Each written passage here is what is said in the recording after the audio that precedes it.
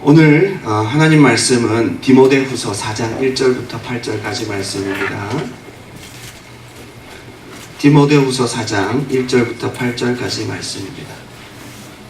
일찍 성령의 뜨거운 은혜를 받은 사람은 모두 시급하게 가장 먼저 그들의 삶의 목적을 세웁니다. 그것은 바로 영혼 구원이었습니다. 성령 받은 사람의 가장 큰 증거는 뭐냐?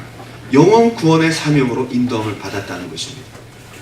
그래서 사도행전 1.8절을 보게 되면 오직 너에게 성령이 임하시면 너희가 권능을 얻고 어떻게 하라고요? 내 증인 되라.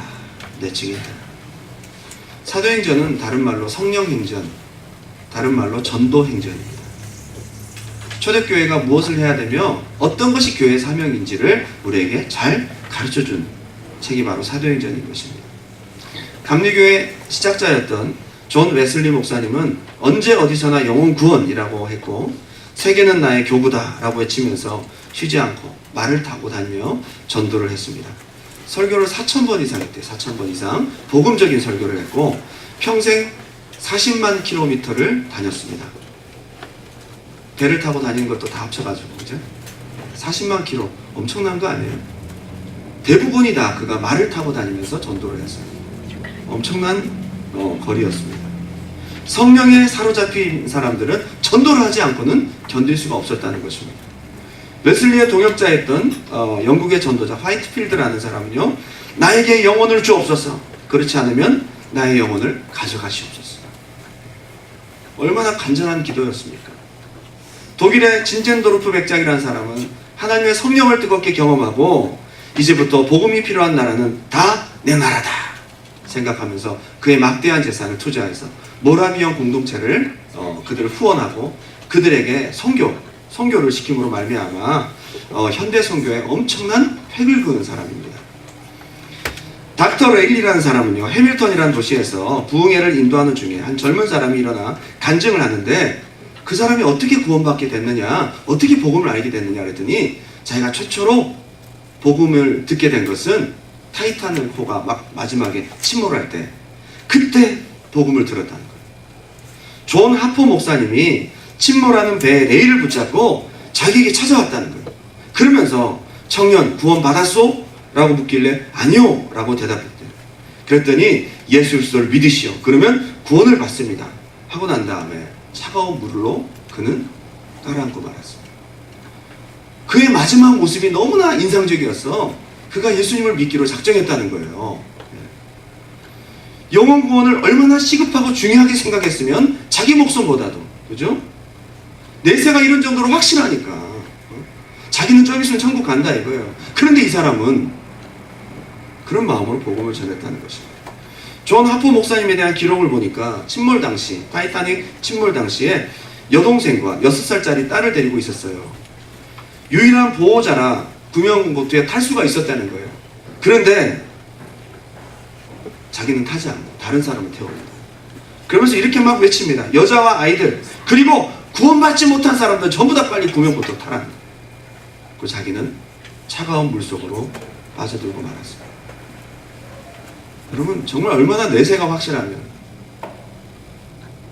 오늘 저는 두 가지로 함께 은혜를 나누고자 원합니다. 지난주와 더불어 크리스찬 신앙의 가장 기초라고 할 수 있습니다. 그런데 안타까운 것은 전통과 지식은 남았는데 실제적인 기초의 부실, 하나님 사랑하는 거, 주님 사랑하는 거 모르는 사람 어디 있어요? 우리 삶의 방향이 복음 전도가 돼야 된다는 거 모르는 사람 어디 있습니까? 근데 실제적인 기초가 너무나 부족하다는 것입니다. 이것이 오늘날의 신앙의 문제가 아닐까 생각합니다. 첫 번째는 영혼의 때를 항상 생각하며 살라. 한번 따라합시다. 영혼의 때를 항상 생각하자. 우리에게 죽음이 멀리 있는 것 같지만 절대 그렇지 않습니다. 삶과 죽음은 한 발짝 차이예요. 예고 없이 찾아오는 게 죽음 아닙니까? 남녀노유 관계없어요. 순서가 없습니다. 영혼의 때가 가까이 있음을 늘 생각해야 됩니다. 언제 갈지 모릅니다. 지금 건강하세요? 모르는 일입니다. 생명은 하나님 손에 달려 있습니다. 그런데 하나님이 언제 우리를 데려가실지 말씀 안 해주셔요. 몇 월 며칠 널 데려갈 거다. 그러면 불안해 살겠어요, 그날까지? 어쨌든 모르는 게 약이다, 그죠? 내일 죽는다고 생각하면 얼마나 불행합니까? 근데 단점은 모르기 때문에 너무나 해이해지고 준비하지 못한다는 것입니다. 어제 저희 아버지와 통화를 했습니다. 너무나 잘 알고 있는 목사님이 돌아가셨어요. 이번 주에, 지난주구나, 지난주. 갑자기 돌아가셨다는 소식입니다. 아버지랑 제일 친한 친구거든요. 그분은 건강에 되게 신경을 많이 쓰셨어요. 그래서 고기도 잘 안 드시고, 식당 가도 꼭 현미밥, 그죠? 드시고. 그리고 운동을 얼마나 열심히 하시고, 걷는 걸 좋아하시는지, 살도 안 찌셨어요. 제일 건강하신 분, 제일. 친구분들 중에 제일 젊어요. 아버지 친구분들 중에. 그래도 80은 넘으셨어요. 제일 젊은데 80은 넘으셨어요. 이렇게 또래들이 좀 연세들이 많으신데. 얼마 전에도 부산에서 만나셨다는데, 저희 아버지가. 이름만 들어도 늘 가까이 있을 것 같고, 전화만 하면 바로 전화를 받을 그 친구가 이제 없는 거예요, 세상에. 최근에 건강한 줄만 알았던데 머리가 아파서 병원에 갔었어요. 그랬더니 MRI를 찍더니 귀 뒤쪽에 있는 혈관, 뇌로 들어가는 혈관이 좁아졌어요. 우리 병원에서 할 수 없으니까 좀 더 큰 병원에 가시라고 해서 전문의를 추천해 주었고, 거기서 이제 진단을 받은 결과 비싼 약을 처방을 받습니다. 수술을 지금 기다리려고 약을 먹으면서 좀 호전되는 걸 한번 보려고 기다렸는데, 어느 날 갑자기 침대에서 막 머리가 아프고 답답해서 죽을 것 같아. 빨리 나를 좀 바깥으로 인도해달라고.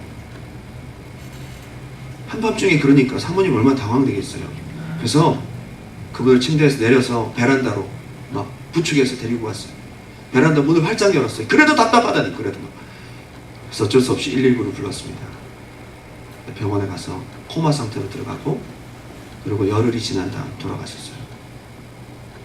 최근에 장례식을 갔다 온 다음에 아버지가 다시 생각하는 거예요. 이제 내 친구 하나 둘씩 가는구나.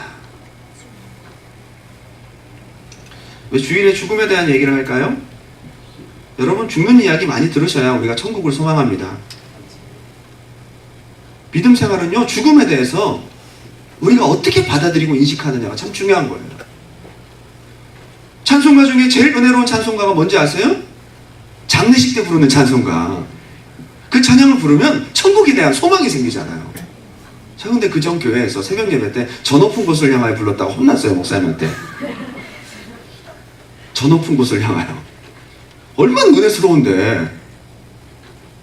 자꾸 죽는 찬송 부르시지 말라고.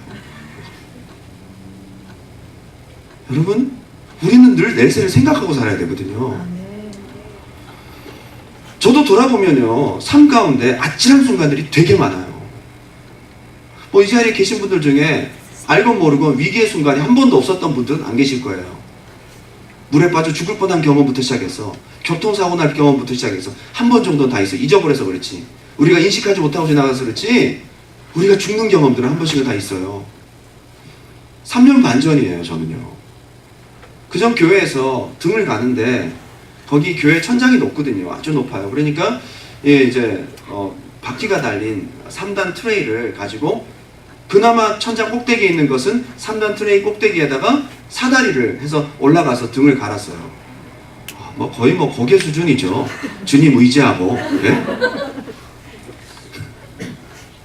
근데 중요한 거는, 그날은 제가 올라가지 않고 3단 트레이 바퀴를 이렇게 끌고 가는데, 위에 무거운 사다리가 이렇게 A자형으로 세워져 있었어요. 근데 중요한 것은 무대 앞에 무대를 비추는 서치라이트가 이렇게 쭉 내려와 있는데요. 제가 이렇게 끌고 가다가 갑자기 쾅 하는 소리가 들리는 거예요. 그 사다리가 굉장히 무거운 사다리예요. 제가 들기도 힘든 거예요. 사다리가 그 조명에 걸리면서 쓰러졌는데, 제 바로 옆으로 어깨를 스치면서 떨어졌어요. 한 5초 동안 제가 그 자리에 서서 멍한 거예요. 이게 30cm만 이렇게 왔으면 제 머리가 두개골이 아마 부서졌을 거예요. 저 죽었을 겁니다. 그날 등을 갈던 분이 신앙이 그렇게 있으신 분은 아니었는데 저한테 얘기를 하더라고요. 하나님이 살려주셨습니다.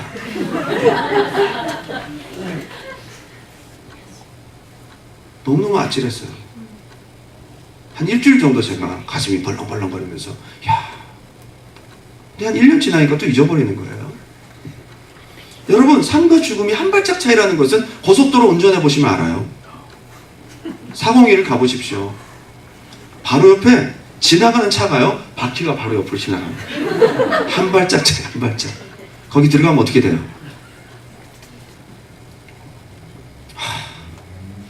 여러분, 차 사고가요, 나라고 안 날 법이 있습니까? 왜 다른 사람만 차 사고가 납니까? 전복되어서 불타있는 차를 보면 저 차가 내 차가 될 수도 있는 거거든요. 겨울 같은 때는요, 아찔합니다. 이 뚜껑에, 큰 화물 트럭에 뚜껑에 이만큼씩 얼음이 엉거 있잖아요. 달리다 보면 이만한 얼음판이 막 휙휙 날려요. 그게 와서 그대로 날라오면 나 죽는 거예요. 어이구, 한 발짝 차이에요. 저는요, 2번 제가 교통사고로 정말 위기를 맞았는데요. 포르쉐를 끌고 다니시던 중국 아주머니한테 정통으로 박을 뻔했어요. 참 보면요, 아주 고급차를 몰고 다니시는 중국 김여사들, 조심해야 됩니다. 안 보고 들어, 안 보고. 네가 피하라 이거죠. 안 보고. 제가 핀치길을 달려가는데 2차선, 2차선 이렇게 돼 있잖아요. 제가 이렇게 달려가고 있는데요, 보지도 않고 이렇게 직선으로 들어오는 거예요. 이렇게 해서 이렇게 가려고. 이렇게 들어오는 거를 제가 순간에 확 들어가지고 중앙선을 넘어가서 피해서 갔어요. 죽을 뻔했어요. 3초만 늦었으면. 하나님이 주신 운동신경 덕분에 한 발짝의 위기를 모면했어요. 집까지 가는데 가슴이 벌렁벌렁거려요. 그건 불과 1년 전 일이에요. 주로 여러분, 운전을 많이 해보신 분들은 알 겁니다. 미안함도 예의도 없이 막 끼어드는 연세 드신 인도 택시. 그들은 힌두 사상으로 죽어도 서로 태어날 수 있는 자신감 때문인지 죽음을 두려워하지 않아요. 고성능차를 왱왱 몰고 다니면서 차선을 마구 바꾸는 수염난 젊은 아랍 사람, 아니면 픽업 트럭을 몰고 다니는 와일드하게 생긴 백인. 전 인종차별 안 했어요. 다 나왔죠. 중국 사람 나왔고, 인도 사람, 아랍 사람, 백인, 누구나가 그만큼 우리 삶 가운데서는 위기의 순간들이 있다는 것입니다. 우리 인간은 이렇게 연약한 것입니다. 우리 존재가 원래가 하루하루를 사는 삶입니다. 그래서 주기도문에 일주일 양식을 달라고 하지 않았어요. 일용할 양식을 달라고. 우리는 하루살이 인생이라는 거, 하나님 보실 때 하루하루가 우리의 삶의 수명이고 하루가 약속된 시간이라는 거예요. 내일 일을 염려하지 말라. 내일 일은 내일 염려해라. 왜? 내일 일을 네가 무슨 일을 당할지 모르니까 오늘 너에게 주어진 시간을 최선을 다해 살아라는 거예요. 우리는 내일을 감히 보증하고 약속할 수 없는 존재라고 말씀하십니다. 인간의 실존에 대해서 데모노 톨스토이는 이렇게 얘기를 했습니다. 한 비유를 들었는데요, 젊은 사람이 길을 가다가 사자를 만납니다. 사자가 자기에게 뛰어와요. 그래서 막 도망가다가 어디로 피하느냐 하면 우물로 피해요. 우물로 몸을 피해서 내려가는데, 우물로 내려가다가 미끄러질 것 같아서 딱 잡은 게 뭐냐, 그 우물에서 뻗어나온 그 칡뿌리, 아주 굵은 칡뿌리를 딱 붙잡고 대롱대롱 매달려 있었어요. 밑으로 내려갈까 해서 딱 봤더니 우물 바닥에는, 말라버린 우물 바닥에는 뱀들이, 독사들이 우글우글 거리고 있는 거예요. 올라갈 수도 없고 내려올 수도 없고 칡뿌리를 붙잡고 있는 거예요. 야속하게도 이 칡뿌리를 갉아먹는 놈들이 있어요. 쥐가 2마리가 나오는데, 하나는 하얀 쥐가 들어가고 나니까 까만 쥐가 나와요. 까만 쥐가 들어가고 나니까 하얀 쥐가 나와요. 이게 뭔지 아세요? 낮과 밤이 계속 가면서 우리가 지탱하고 있는 목숨이 조금씩 갉아먹혀지고 있다라는 겁니다. 그걸 지금 얘기하고 있는 거예요. 이러지도 못하고 저러지도 못하고 내가 붙잡고 있는 칡뿌리가 조금씩 없어져 가고 있어요. 이게 우리 인생이에요. 그런데 중요한 것은 자기 머리 위로 뭐가 뚝뚝 떨어지는데 아주 끈적끈적한 게 떨어져요. 벌통이 하나 있는데 거기서 꿀이 떨어지는데 자기 얼굴에 떨어진다. 근데 그 와중에 꿀을 먹으면서 즐겨. 맛있다. 꿀을 좀 더 먹어야지. 위에 사자가 있고 밑에 뱀이 있다는 걸 까맣게 잊어버리고, 지금 조금 있으면 이 칡뿌리가 다 없어져서 자기가 떨어지게 될 거를 잊어버리고 눈앞에 보이는 꿀을 빨아먹고 있는 인생이 우리 인생의 실존이라는 거예요. 너무나 정확하게 잘 표현하고 있는 거죠. 기독교 신앙의 타락이 뭘까요? 뭐가 타락일까요? 어쩌면 이렇게 가까이 있을 죽음, 그 죽음 이유가 너무 멀리 느껴지면 그 타락한 거예요. 그때부터. 누가복음 21장 34절 말씀 다 같이 한번 읽어보겠습니다. 누가복음 21장 34절 시작. 너희는 스스로 조심하라. 그렇지 않으면 방탕함과 술취함과 생활의 염려로 마음이 둔하여지고 뜻밖의 그날이 덕과같이 너에게 임하리라. 이날은 온 지구상에 거하는 모든 사람에게 임하리라. 이러므로 너희는 장차 올 이 모든 일을 능히 피하고 인자 앞에 서도록 항상 기도하며 깨어있으라 하시니라. 이 세 가지로 마음이 둔해진대요. 세 가지로. 우리 신앙에서 마음이 둔해지는 게 제일 문제거든요. 감각이 살아있어야 되는데 마음이 둔해지는 세 가지는 뭐냐? 방탕함. 방탕함을 헬라어로 찾아보니까 크라이팔레라는 말인데 원래 의미가 샌다라는 뜻이에요. 샌다. 받은 은혜가 자꾸 새. 하나님 주신 좋은 생각들이 자꾸 새는 거예요. 새나가. 여러분 은혜가 새나가는 거예요. 오늘 은혜 받고 돌아가다가 새버려. 이 방탕함. 두 번째는 술 취함인데 메데라는 말인데 감각이 없는 상태, 긴장감이 없는 상태를 말합니다. 감각이 없어요. 내세에 대해서. 죽음에 대한 감각이 없는 거예요. 막연한 거예요. 이게 술 취함이에요. 여러분 목사님 저는 말짱한데요? 영적인 눈으로 보면 술 취한 사람 되게 많아요. 내세에 대한 감각이 없고 죽음에 대한 감동이 없는 거예요. 예수님이 날 사랑하신 것에 대해서 아무런 감동이 없는 거예요. 여러분 술 취한 사람들은 때려도 아프지 않아요. 감각이 없어요. 우리 심령이 그런 상태라는 거예요. 세 번째 생활의 염려 메림나라는 말인데요. 메리조라는 말에서 왔습니다. 메리조는 뭐냐? 나뉘어지다 라는 뜻이에요. 나뉘어지다. 생활의 염려는 뭔가 생각과 마음이 나뉘어져 있는 거예요. 우리가 한 가지를 바라봐야 되는데 이런저런 생각으로 복잡하고 나뉘어져 있어. 그러니까 마음이 어수선해져서 내세에 대한 마음이 없고 깨어있지 못한 마음이 둔해지는 것입니다. 깨어있으라고 말씀하십니다. 한마디로 깨어있으라는 말은 종합해 볼 때 무엇이겠어요? 너의 죽음이 곧 가까이 와 있고 주님 오실 때가 가깝다. 그때가 가깝다. 이게 깨어있는 것입니다.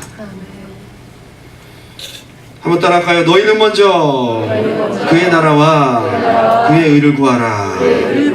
뭐가 문제예요? 우리 영혼 구원이 먼저예요.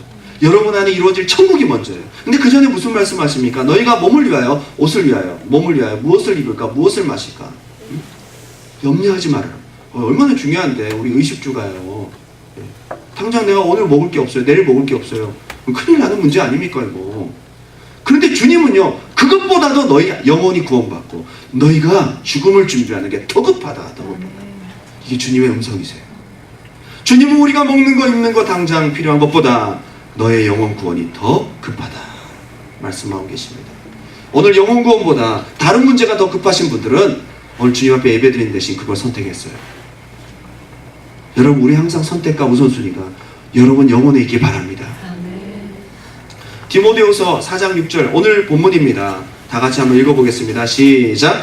전자와 같이 내가 벌써 부어지고 나의 떠날 시각이 가까웠도다. 나는 선한 싸움을 싸우고 나의 달려갈 길을 마치고 믿음을 지켰으니 이제부로는 나를 위하여 의의 면류관이 예비되었으므로 주 곧 의로우신 재판장이 그날에 내게 주실 것이며 내게만 아니라 주의 나타나심을 사모하는 모든 자에게 됩니다. 지금 사도 바울은 2차 감옥에 로마 감옥에 갇히면서 이제 내가 좀 있으면 죽겠구나 라는 직감을 하게 됩니다. 그렇지만 사도 바울의 삶은 날마다 이렇게 살았어요. 오늘이 끝인 것처럼 자기에게 주어진 사명을 마지막 감당하는 것처럼 최선을 다했습니다.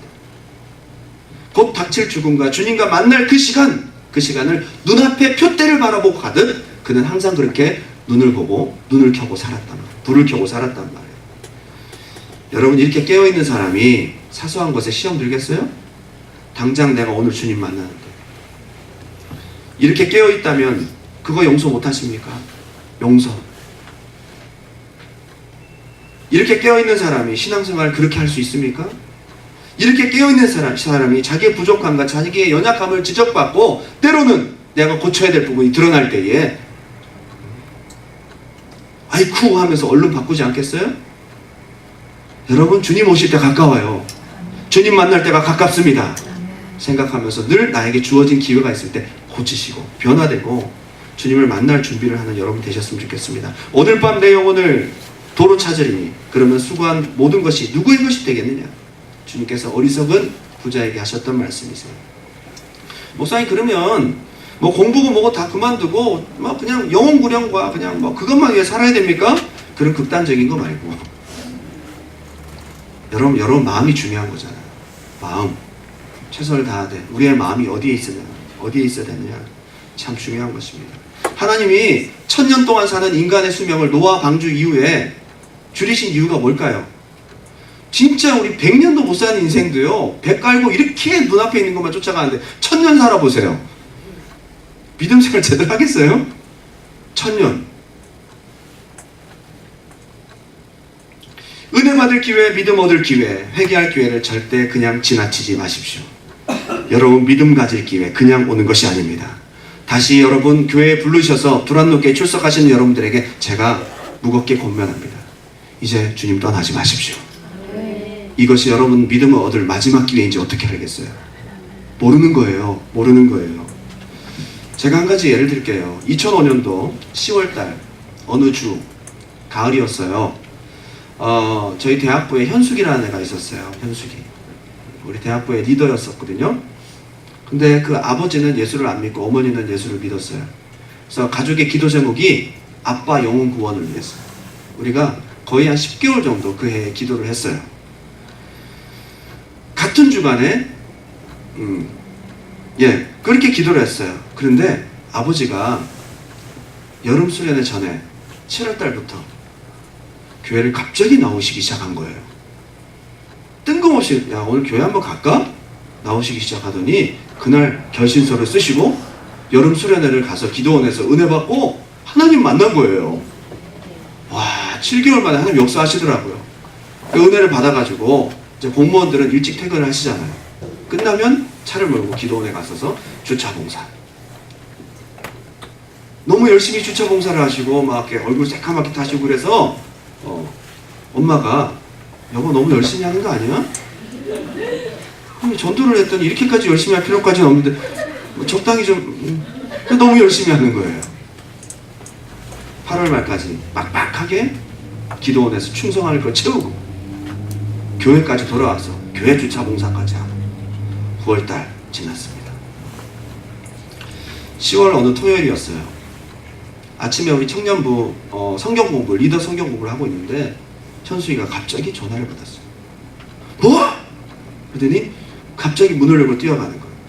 저희가 무슨 일인지 몰라서 나중에 알아봤더니 아빠가 쓰러지셨다는 거예요. 심장마비로 쓰러지셨다. 그래서 엄마가 옆에서 손도 따고 했는데 안 돼. 그래서 구급차가 와서 갔는데 저희가 급한 마음에 성경 공부를 빨리 마무리하고 구로 성심병원으로 뛰어갔어요. 봤더니 1층에 응급실 이렇게 있는데요. 들어간 입구에 막 사람들이 분주하게 움직이고 이렇게 소리가 나는데 보니까 심폐소생술을 하고 있는데 현숙이 아버지였어요. 근데 그날 돌아가셨어요. 현숙이 아버지에게 7월, 8월, 9월 세 달은 그 영혼의 때를 준비할 마지막 시간이었던 거예요.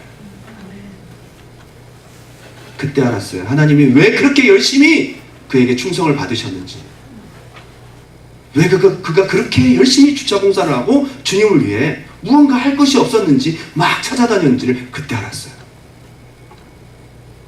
하나님이 주신 기회에 순종하니까 그때 믿음으로 준비돼서 가시더라고요. 물론 아버지가 돌아가셔서 공무원이셨어요. 그날 아침에도 토요일날 이제 부부가 나들이 가려고 단풍 구경 가려고 옷 다 입고 준비를 했다가 갑자기 쓰러지신 거예요. 그렇게 될 줄 몰랐어요. 건강하셨대요. 저는 그걸 바라보면서 하나님이 이 영혼을 위해 부르셨고 준비케 하신 아주 중요한 시간이었음을 저희는 다시 한번 깨달았습니다. 그런데 그분은 토요일날 돌아가셨는데 바로 다음날 돌아가신 분이 계셔요. 중고등부 정호라는 학생의 아버지였어요. 제가 중고등부 전도사님이랑 되게 친했거든요. 지금 지희 아빠 지혜 아빠가 그때 중고등부를 지도하고 계셨어요. 자주 만나서 먹으면서 얘기를 하는데 현숙이 아버지 돌아가셨어요. 왜냐면 현숙이가 중고등부 출신이거든요. 알거든요. 아 그래? 우리 지금 중고등부에도 정호 아버지가 돌아가셨어. 오늘 그저께 돌아가셨어. 주일날 돌아가셨다는 거예요. 자기 갔다 왔대요, 장례식장에. 근데 정호가 똑같이 2005년도 처음부터 기도 부탁을 하고 아버지를 왜 기도했대요. 아버지한테 권면하는데 아버지가 말을 안 들어요. 근데 정호한테 한 번은 얘기를 했대요. 나도 좀 교회를 가긴 가야 되겠다. 근데 얘기만 하고 주일날만 되면 안 오시는 거예요. 그렇게 마음 주셨을 때가 진짜 기회였는데, 그게 마지막 기회였는데, 돌아가시던 날 주일날 그날도 정호가 아버지한테 교회 가자고 얘기했어요. 안 간대. 오후에 늦지막히 정육점 하는 친구 집에 놀러 갔어요. 정호 아버지가. 친구가 구워주는 고기를 먹고 친구들과 한 잔 탁 마시고, 아이고 덥다, 내가 한 바퀴 돌고 올게. 공원을 한 바퀴 돌다가 쓰러지셨어요. 어둑어둑해지고 시간이 지났는데 안 오니까 어디 갔냐 전화를 안 받아요. 나가봤더니 돌다가 심장마비로 갑자기 쓰러지신 거예요. 그분도 건강하셨다는 거예요. 하나님이 부르면, 하나님이 우리 영혼을 찾으시면 누가 버틸 수 있습니까? 비단 어르신들만의 일은 아닌 것 같습니다. 이젠 소용없는 일 아니겠어요? 2005년 그때 진실하게 아들이 권면하고 사람들이 권면할 때, 그리고 마음속에 일어나는 그 믿음에 대한 마음속에 소원이 있을 때 왜 그때 뭐 하나님 앞에 반응하지 않았을까? 너무 아쉬운 거예요. 우리도 아쉽지만 가장 아쉬운 사람이 누굴까요? 그 영혼. 그전 교회에서 최기호 집사님이라는 분을 기억하실지 모르겠습니다. 제가 이 집사님 참 좋아했어요. 보면 이제 예배 시간에 뒤에 왔다가 그냥 예배도 잘 안 드리고 가고 도망가고 많이 그러셨거든요. 근데 그해 겨울 12월 달이었던 걸 기억하는데, 그 부인 집사님이랑 청년부 예배를 들어오신 거예요. 원래 그렇게 들어와서 막 예배 은혜 받고 막 그런 스타일 아니시거든요. 근데 들어오던 그날부터 눈물을 흘리며 기도하기 시작하는 거예요.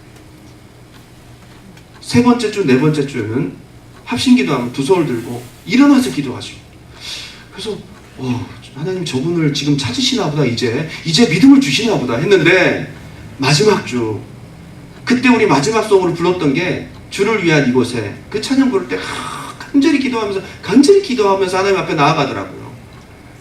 저분이 주님을 만나고 있구나. 근데 그 주간에 돌아가셨어요. 이게 위로가 될지 모르겠지만 장례식장에서 그 집사님에게 제가 울먹이면서 얘기를 했어요. 하나님이 이 영혼 받으신 것 같습니다. 하나님이 한 달 동안 그 믿음 준비시키셨어요.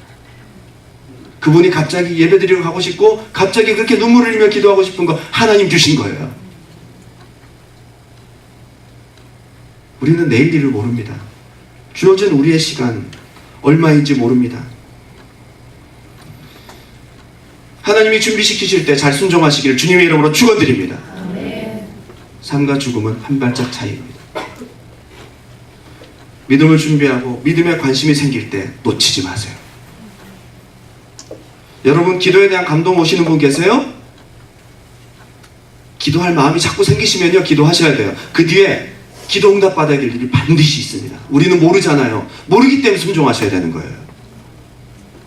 두 번째로, 가장 시급한 일은 영혼 구원이다. 한번 따라합시다. 가장 급한 일, 영혼 구원. 영혼 구원입니다. 디모데후서 4장 1절 2절 다 같이 한번 읽겠습니다. 시작. 하나님 앞과 살아있는 자와 죽은 자를 심판하실 그리스도 예수 앞에서 그가 나타나실 것과 그의 나라를 두고 엄히 명하노니 너는 말씀을 전파하라. 때를 얻든지 못 얻든지 항상 힘쓰라. 범사의 오래 참음과 가르침으로 경책하며 경계하며 권하라. 바울이 지금 디모데에게 이렇게까지 세게 말한 적 없었어요. 엄히 명하노니, 그것도 내가 하나님 앞에 산자와 중보자를 심판하지 않아요. 앞에 내가 엄중하게 말한다. 너는 복음 전해라. 유언과 같이 자기 죽음을 직감한 사도 바울이 주님의 마음으로 사랑하는 디모데에게 강력하게 권면한 것은 복음 전하라. 항상 힘쓰고 항상 참으라. 이유가 뭐죠? 복음을 전해야 되기 때문에. 모든 삶의 포커스가 복음에 맞춰져 있어요. 전도자이기 때문에, 목사이기 때문에 그런 걸까요? 그렇지 않아요. 복음 전도의 사명은 목사에게만 주신 것이 아니라 모든 그리스도의 제자들에게 주신 것입니다. 우리가 신앙의 야성을 잃어버리는 결정적인 이유는 뭐냐? 아까 얘기했던 대로 영혼의 때가 너무 막연하고 멀고, 두 번째는 이 시급한 중대한 영혼 구원보다도 당장 눈앞에 있는 것 쫓아갈 때, 그때부터 우리 믿음의 야성을 잃어버려요. 주님과 따로 가는 거예요. 주님의 관심은 여기에 있는데 난 다른 데 관심 갖는 거예요. 관심사가 다른데 어떻게 주님과 동행을 해요? 이번에 김재원 성도님이 한국 갔잖아요. 이번 여름 수련회 때 정말 주님을 뜨겁게 만났어요. 신기한 것은 진짜 내가 은혜를 받고 주님을 만나고 내가 구원의 확신이 딱 생기면요, 가장 가까운 사람 중에 예수 안 믿는 사람이 생각나는 거예요. 본능적으로. 여러분이 구원받은 확신이 있는 사람은요, 내가 살았다는 사람은요, 누군가를 살리고 싶어 하는 거예요. 이게 본능이에요. 여러분에게 이런 본능이 있으십니까? 이번에 아버지를 전도하러 가셨어요. 여러분 기도해 주시기 바랍니다. 뉴 트라이브 미션이라는 선교단체가 있어요. 아프리카 부족, 파푸아뉴기니에 있는 부족들에게 이제 선교사를 파송하는데 어떤 침례교 선교사님을 보냈어요. 이분이 모크족이라고 하는 그 부족을 찾아가서 그들에게 복음을 전하고 그들의 언어를 배우고 하는데요. 뉴 트라이브 미션에서 비디오를 만들었어요. 모크족에게 복음 전하는 현장을 비디오로 레코딩을 했는데, 처음에는 그들에게 언어를 가르치고, 그 다음에 이제 예수님의 십자가에 달려 돌아가시는 것들 스킷 드라마처럼 연출하고, 그 다음 아브라함이 양을 잡아 바치고 이삭을 바치는 뭐 그런 것과 예수님의 십자가 연결시키고 하면서 복음을 굉장히 여러 각도로 심도 있게 복음을 전하더라고요. 근데 중요한 것은 모든 마을 부족들이 이제 점점 복음에 젖어지다가 마지막 예수님의 부활 사건을 다루고 복음을 다 마칠 즈음에 그 마을에 추정이 일어났어요. 일어나더니 막 화난 것처럼 막 얘기를 하는데, 화난 게 아니야. 흥분한 거야. 정말 우리의 죄가 사해졌냐? 우리가 죽은 다음에 정말 천국을 가냐? 막 얘기를 하니까 그렇다고 대답을 해요. 그러니까 동시에 그 사람이 외치는 단어가 있는데 그게 이타우라는 말이에요. 이타우가 뭐냐? 이게 트루다. 이게 진짜 맞다. 당신 말이 맞습니다. 이게 아멘 내용으로 이타우를 외치는 거예요. 추장이 이타우 그러니까 온 백성들이 다 이타우. 그 또 얘기하면서 이타우. 그게 계속 반복되다가 어떤 할머니가 일어나서 막 춤을 추기 시작해요. 이건 여러분 그 실제입니다. 실제적인 상황을 연출한 거예요. 나중에 여러분 한번 찾아보세요. 이타우. 추장을 끌어안고 막 그러니까요, 온 거기 마을 사람들이 다 일어나서 이타우를 외치면서 1시간 넘게 막 뛰면서 막 지붕 위에 올라가고 막 사람을 들어 던지고 그러면서 막 기뻐하는 것이 보여져요. 근데 영상에 편집돼서 안 나온 비디오 영상을 제가 봤는데요, 그 뒤에 무슨 장면이 나오냐면 막 좋아하다가 한결같이 모두가 끌어안고 울기 시작해요. 엉엉 울기 시작합니다. 아이들부터 할아버지까지 다. 왜 우냐 물어봤더니 믿지 않고 죽은 우리 선조들은 어떡하냐 이거예요. 믿지 않고 죽은. 내가 구원의 확신이 생기니까요, 제일 먼저 떠오르는 사람이 사랑하는 가족, 믿지 않는 내 친구가 생각난다. 이게 본능이에요. 누가 가르쳐주지 않았어요. 울라고 시킨 것이 아니에요. 내가 구원의 확신이 생기니까 그런 마음이 생기는 것입니다. 시간은 야속하게도 그가 주님을 스스로 알기까지 기다려주지 않습니다. 우리가 알려줘야 됩니다. 예수님은 십자가상에서 마지막 순간까지 전도하셨어요. 여러분 십자가상에서 여러분 누군가에게 말을 한다는 게 이게 얼마나 어려운지 아세요? 예수님은 호흡곤란으로 지식사 하셨어요. 그거 아세요? 이게 내려가고 올라가고 하면서 지식사 하신 거예요. 어떻게 말을 하셨겠어요? 말을 하려면 올라와서 한마디 하고 다시 내려가고 숨을 쉴 수 있어야 말을 하잖아요. 근데 강도에게 마지막 몰아치는 숨을 쉬면서 그에게 뭘 하셨습니까? 그에게 전도하셨습니다. 여러분 십자가상에서도 전도하신 분이 예수님이세요? 여러분의 환경이 십자가상보다는 훨씬 더 쉽지 않습니까? 토레이라는 목사님, R.A. 토레이, 지금 대천덕 신부님의 할아버지였던 분, 무디의 동역자이기도 하고요. 이분이 브라이튼이라는 영국의 어느 식당에 들어가서 한 웨이터를 바라보는데, 밥을 먹으려고 웨이터가 왔다 갔다 하는데 그를 바라보는데 막 너무 불쌍한 마음이 들어서 저 사람에게 복음을 꼭 전해야 되겠다, 막 급한 마음이 들더래요. 근데 같이 손님들도 와 있고 웨이터도 바쁜 것 같고 해서 그걸 밀었어요. 그리고 여유 있게 차를 마시고 하는데 웨이터가 보이지 않아요. 차를 마시고 이제 나왔는데, 나오다가 안 되겠다, 마음이 편치 않겠다 해서 다시 레스토랑에 들어갔습니다. 그래서 한참을 기다립니다, 입구에서. 그랬더니 지배인이 나왔어요. 누굴 기다리십니까? 그랬더니 아까 그 웨이터를 지금 만나려고 제가 기다리고 있다. 죄송합니다, 지금 경찰이 왔는데 좀 전에 2층 방에 올라가서 자살했습니다. 토레이 목사님이 그걸 목격하고 난 다음에 그 기회를 놓치고 전도를 하지 못한 것을 두고두고 후회했다는 것입니다. 여러분, 하나님이 마음 주실 때 하셔야죠. 마음 주실 때. 그거보다 더 급한 것이 어디 있습니까? 모르는 겁니다. 여러분, 그가 행복해 보이지만 그 마음속 깊이 하나님이 필요하고, 그 겉으로 교만해 보이지만 그 마음속 깊이 그 영혼에 갈망이 있는지 누가 알겠냐 이 말이에요. 전도는 가장 큰 두 가지 계명을 이루는 길입니다. 하나님 사랑, 이웃 사랑, 바로 전도입니다.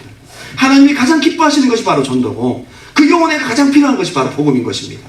그래서 하나님 사랑, 이웃 사랑 두 가지를 다 이룰 수 있는 것이 바로 전도입니다. 다니엘서 12장 3절 말씀 다 같이 읽겠습니다. 시작. 지혜 있는 자는 궁창의 빛과 같이 빛날 것이요, 많은 사람을 옳은 대로 돌아오게 한 자는 별과 같이 영원토록 빛나리라. 가장 큰 상급은 바로 전도. 주님이 이 땅에 왜 오셨습니까? 한 가지 목적입니다. 우리 살리려고. 우리가 이 땅에 살아야 되는 이유가 무엇이겠습니까? 바로 전도의 사명이 있기 때문입니다. 한 가지 이유입니다. 여러분, 이 죄 많은 세상에 우리가 하루하루 사는 게 좀 위험한 일이죠. 구원하고 바로바로 데려가시면 얼마나 좋아요. 그럼 우리가 죄 지을 일도 없고 유혹에 빠질 일도 없잖아요. 그런데 남겨두신 이유가 있습니다. 너희가 복음 전하라. 천국문 입구에서 천국에 들어가는 모든 사람들에게 두 가지 질문이 주어질 거라고 얘기를 해요. 누가 말씀하셨는지 모르겠지만 그럴 것 같아요. 그 질문은 매우 당황스러운 것이어서 이 세상에서 사는 동안 그 답을 준비해야 된다는 것입니다. 첫째 질문은 혼자 오셨습니까? 두 번째 질문은 어떻게 당신은 혼자 오실 수 있습니까? 그 질문이 우리에게 주어질지 안 주어질지 모르겠지만 분명히 우리가 이것에 대한 답은 준비를 해야 된다는 것입니다. 하나님, 우리 아버지의 마음에 네가 그럴 수밖에 없었겠구나 라고 생각할 수 있는, 수긍할 수 있는 대답을 준비하십시오. 목사님, 저 전도할 사람이 없어요. 저는 다 크리스찬이에요. 주변에 제가 친구들 만날 기회도 없고요. 보시다시피 바쁘잖아요. 먼저 여러분 마음이 없지는 않는지 한번 생각해 보세요. 제가 토론토에 아는 사람 누가 있어요? 제가 어떻게 기도했는지 아세요? 하나님 앞에 주님, 사모하는 심령들 만나게 해주십시오. 주님, 부족한 종이 전하는 말씀을 들을 수 있는 영혼들 보내주십시오. 제가 간절히 기도했어요. 그래서 저는 여러분들을 만났습니다. 그 전부터 제가 여러분 알았던 거 아니잖아요. 여러분 기도하세요. 영혼 붙여달라고. 영혼 붙여달라고 기도하시기 바랍니다. 이게 주님의 삶이란 말이에요.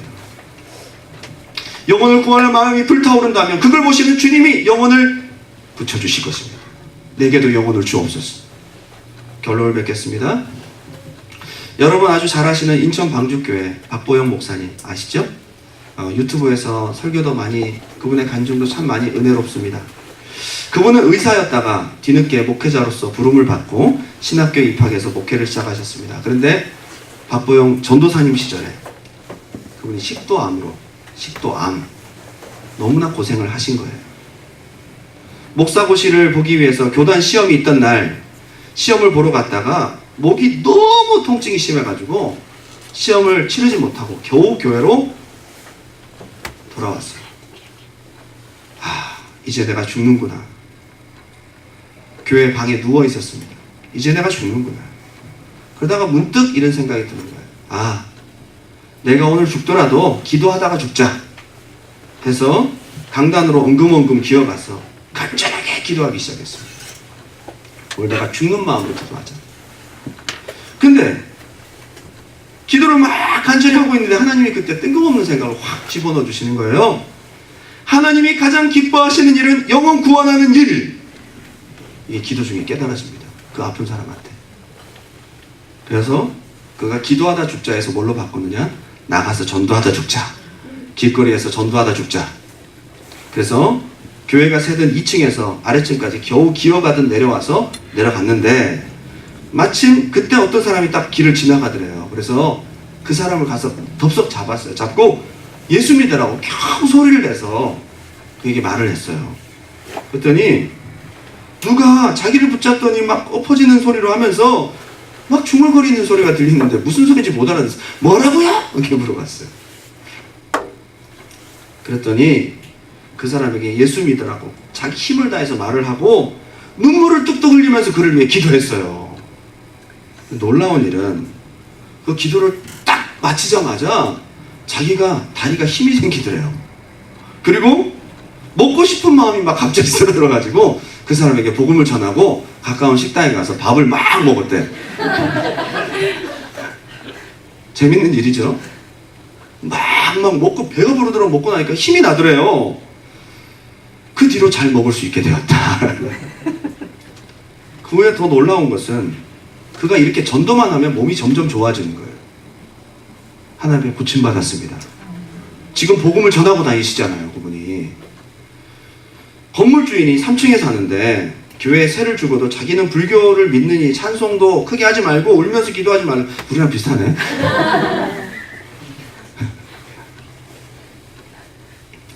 근데 깡패들이 막 비행 청소년들이 와서 회개하고 눈물 흘리고 교인이 되고 막 불량 학생들이 변화되는 것을 보고 3층 그 주인이 자기 아들도 엄청 문제가 많은 거예요. 그래서 자기 아들 좀 봐달라고 하면서 부탁하는 일이 생겨요. 뭐 새도 좀 깎아줬겠죠. 그러면서 예.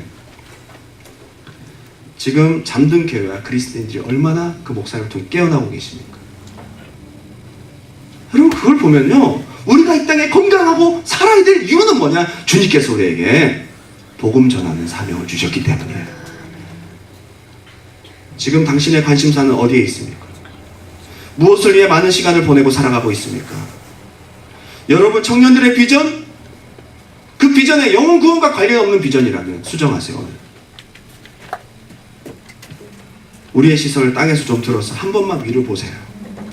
당신의 영혼은 오늘 밤 주님 부르셔도 아멘하고 가실 준비가 되어 있는지. 당신의 시선을 한 번만 들어서 주님이 어딜 바라보고 계신지 한 번만 보세요. 한 번만. 주님이 여러분의 문제를 바라보기보다는 여러분 주변에 있는 죽어가는 영혼들을 바라보고 있을 것입니다. 전 이번 성탄절 때 묵상을 하면서 주님께 무엇을 올려드리는 게 가장 좋을까 생각했어요. 기도했어요. 주님이 그토록 피를 흘리고 온몸이 찢어지면서 그토록 갈구하셨던 것은 영혼입니다. 그 사람. 오늘 우리가 찬양하면서 한번 나아갔으면 좋겠습니다. 찬양의 가사를 좀 생각하면서요. 아버지 당신의 마음이 있는 곳에 내 마음도 있기 원합니다. 아버지 당신의 눈물이 보인 곳에 나도 눈물을 흘리기 원합니다. 아버지 당신이 바라보는 그 영혼에게 나의 두 눈이 함께 가길 바라고, 아버지께서 울고 계신 어두운 땅, 믿지 않는 자들이 있는 곳으로 내 두 발이 가길 원합니다. 우리 신앙의 목적을 한번 수정합시다. 여러분의 삶 가운데 무엇이 관심사입니까? 기도하는 마음으로 아버지 당신의 마음이 있는 곳에 나의 마음이 있기를 원해요. 아버지 당신의 눈물이 고인 곳에 나의 눈물이 고이길 원해요. 아버지 당신이 바라보는 영혼에게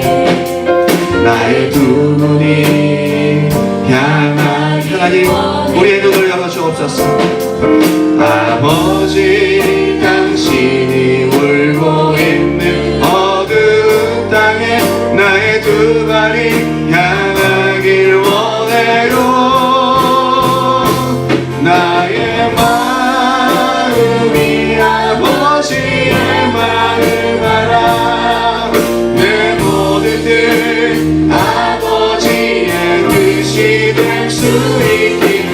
나의 온 몸이 아버지의 마음 알아. 내 모든 삶 당신의 삶 되기를. 아버지 당신은, 여러분 이 시간 간절히 바라는 마음, 주님의 마음을 넣어주십시오. 나의 마음이 있기를 원해요. 아버지 당신의 눈물이 모인 곳에 나의 눈물이 보이길 원해요. 아버지 당신이 바라보는 영혼에게 나의 두 눈이 향하길 원해요. 아버지 당신이 울고 있는 하나님 우리를 움직여 주옵소서. 나의 두 발이 하나님 우리 안에 주님의 마음을 넣어 주옵소서. 나의 마음이 아버지의 마음 알아. 내 모든 뜻 아버지의 뜻이 될 수 있기를. 나의 온 몸이 아버지의 마음 알아. 내 모든 뜻 당신의 삶에. 나의 마음이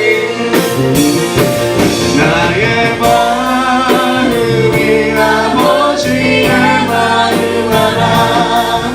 내 모든 뜻 아버지의 뜻이 될 수 있기를. 나의 온 몸이 아버지의 마음 알아. 내 모든 삶 당신의 삶 되기를. 자, 한번 기도할게요. 여러분, 아버지와 상관 있는 삶을 살고 계십니까? 아버지의 관심이 어디에 있는데요? 여러분이 울고 웃는 돈 문제, 여러분이 울고 웃는 그 생활의 문제 때문이 아니에요. 무엇을 먹을지 무엇을 마실지 그것은 아버지의 뜻과 상관이 없어요. 그거는 내가 이 땅을 살아가기 위해 필요한 부수기제예요. 진짜 중요한 것이 무엇입니까? 하나님께서 왜 이 땅에 당신들을, 이 땅에 건강한 육체를 주셔서 이 땅에 존재하고 하도록 하십니까? 당신을 통해 아버지의 뜻이 이루어지기 원합니다. 먼저 여러분 잃어버린 내세의 소망을 다시 찾으십시오. 주여 천국의 소망이 있게 도와주옵소서. 내가 이 땅에 천년만년 살 것 같은 정말 그런 눈으로 이 땅의 것으로 울고 웃는 것이 아니라 내가 곧 있을 주님과의 만남, 내가 곧 맞이하게 될 천국, 여러분 준비되셨습니까? 그거 다시 찾게 해달라고. 또 한 가지는, 여러분 친구 왜 전도 안 하세요? 여러분이 예수 믿는데요, 가족들은 왜 예수 믿지 않으세요? 그 영혼들 지옥 가면 됩니까? 여러분만 천국 가면 됩니까? 가족들을 위해서 기도하세요. 우리 간절한 마음으로 오늘 이 시간 우리의 기도가 주님의 마음을 움직이기 원합니다. 두 손 번쩍 들고 아버지 내세의 소망이 회복되게 도와주시옵소서. 아버지 우리를 통한 영광을 살려주시옵소서. 우리 주님의 이름 한번 뜨겁게 부르고 기도합니다. 주여